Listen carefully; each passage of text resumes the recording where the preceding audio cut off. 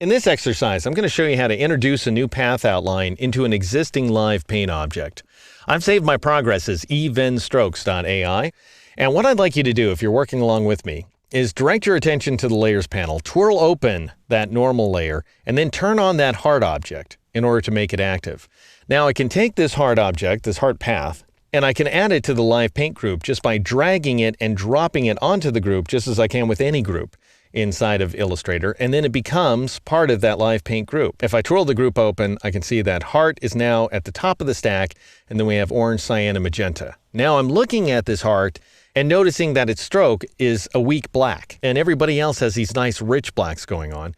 So I could sit here and laboriously with the live selection tool, which is active for me right now, I could click and shift click on every single one of these little intersections here, which is a pain in the neck. Or because it is an actual independent object, then I could grab my white arrow tool, go ahead and select it, and then alt click or option click on that heart in order to select the entire thing, and then go to the swatches panel and then click on black in order to make that stroke black. That is, of course, assuming that stroke is the active attribute, otherwise you'll change the fill.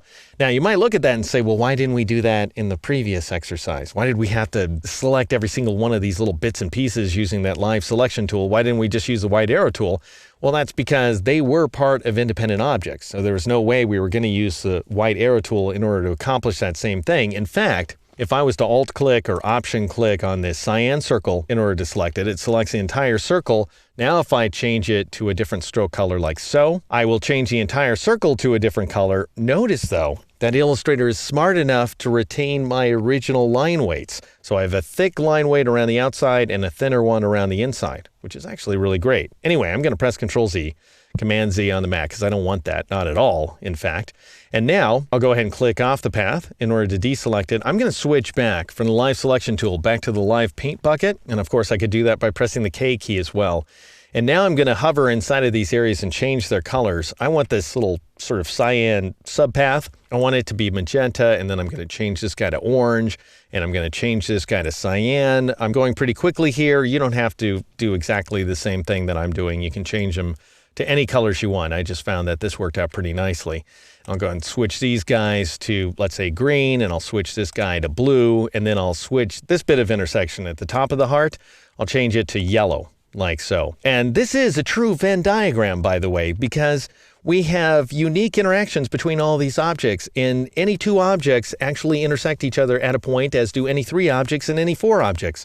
So I'm actually subscribing to the real rules. You don't care about that, but anyway, I'm going to twirl close live paint group. I'm going to turn off my text layer, and I've got this other layer called new text that better fits inside of my new confines. So the idea is you can change your mind anytime you like. You can take objects out of a live paint group. You can add them to the live paint group. Something else you should notice. I'll go ahead and grab my white arrow tool once again, and I'll alt click or option click on the outline of that heart, and I'll drag it around to a different location, and notice that Illustrator goes ahead and updates everything on the fly. But if you lose one of the fills, it won't come back when you drag the heart to a different location. Notice I lost my white fill because it just went away, and then Illustrator forgot about it and made up a new color once that region came back. So you just have to be careful with your modifications. This time I lost orange. So if I move this guy to a different location like so, then orange is gone up at the top portion of the heart. At least I still have that little weird speck that's now moved itself into the InDesign circle. Anyway, if you want to get things back, you have to press Control Z or Command Z a few times in order to reinstate things, and you can perform all kinds of modifications. By the way, any transformation works as well. So I could get my scale tool and I could say, you know what? I want my heart to be bigger like that. Well, then make it bigger, and you'll keep those interactions as long as they survive. Just remember that when a fill or stroke disappears, it disappears from that point on. You're going to have to reinstate it because Illustrator has a poor memory where live paint is concerned. Anyway, I'm going to undo that modification. This is the end of our Venn diagram example. In the next exercise, we're going to move on to the Celtic knot.